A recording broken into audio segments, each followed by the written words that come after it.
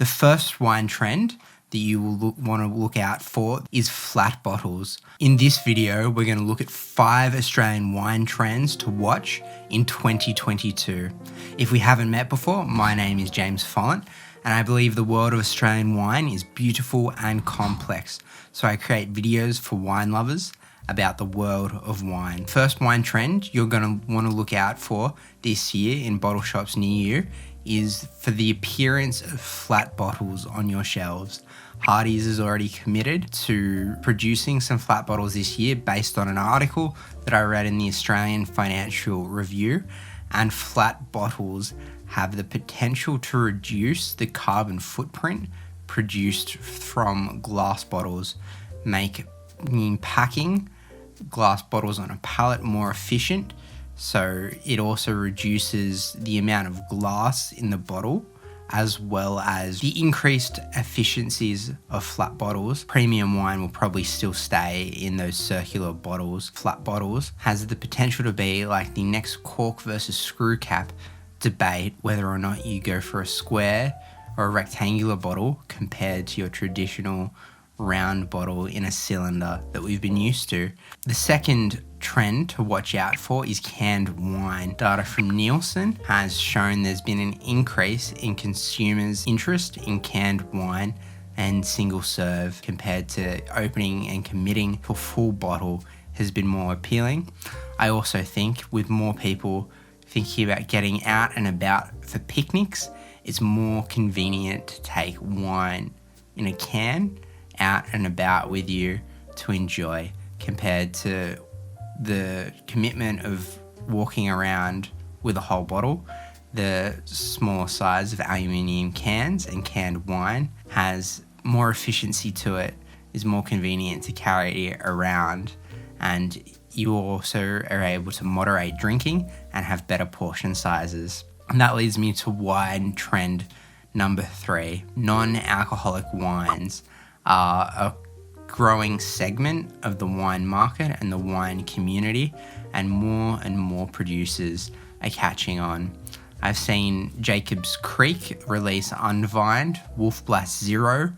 In addition to McGuigan Zero, I've seen McGuigan Zero add Pinot Noir to their range as part of that. So watch out for more non-alcoholic and low alcohol wines in the year to come. It's going to be a growing segment over the next 3 years, and it shows a trend in 2022 of consumers wanting to drink more mindfully, more consciously, being aware of how much alcohol that they're consuming. The no and low alcohol wines are something people are drinking more mindfully, being more considerate of the amount of alcohol that they're consuming, using it as a substitute.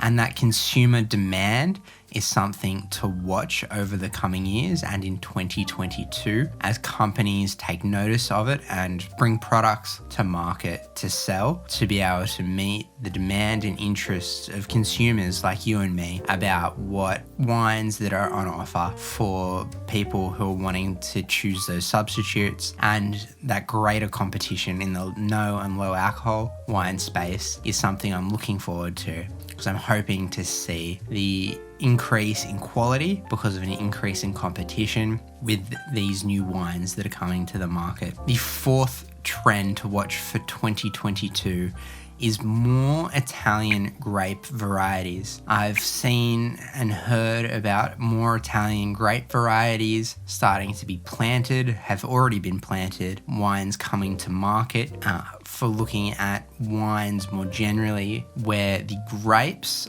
suit the climate and conditions of Australia, the hot, dry weather that we experience, and are more appropriate to the climate to grow the grapes well and efficiently, with seasons and the increasing variability from season to season and the extremes of hot and cold at different times throughout the year that we're experiencing in Australia. And these more appropriate grapes have tended to be Italian varieties. Please keep your eye out for Italian varieties like Vermentino, Fiano, Sangiovese, Nebbiolo, Montepulciano,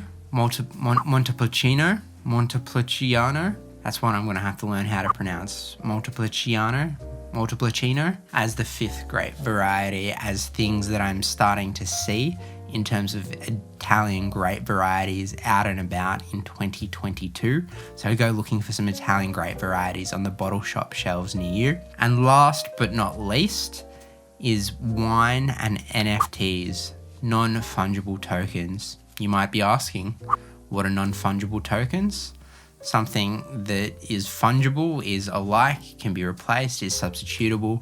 Something that is non-fungible is something that is unique. So imagine a bottle of wine with a number on it representing the one of 1,000 wines that could have been produced by a producer for any given year. That bottle is unique and it is something that is non-fungible. And with the movement in the technology space for Web 3.0 and people buying and selling non-fungible tokens online through the blockchain, it's something that can be a record of ownership, assure provenance and origin and supply chain traceability about knowing where that bottle of wine has come from, and have a look out for the Australian wine market and keep an eye on what people are doing. Penfolds has also already released 2 NFT projects by selling a barrel of wine, which represents 300 bottles, as an NFT. And there's other innovations. As a trend, keep your eye out on the wine space as people look to innovate and incorporate new technological advances into the world of wine, and using things like NFTs to be able to transact, to sell wine, to be able to engage consumers with buying wine.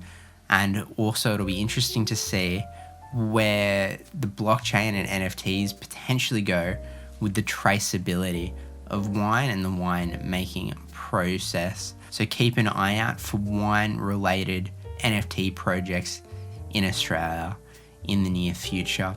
Comment below and let me know what you think will be the biggest trend in the world of Australian wine in 2022.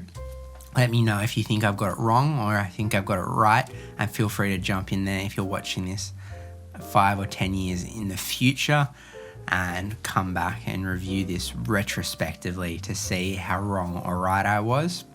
And if you're finding value in the content I'm creating, please consider subscribing to the YouTube channel to be able to follow along and see the new videos that I'm creating when they're published on YouTube. And if you want to see a new video from me, check it out up here. And if you want to see a video that YouTube's recommended, have a look here.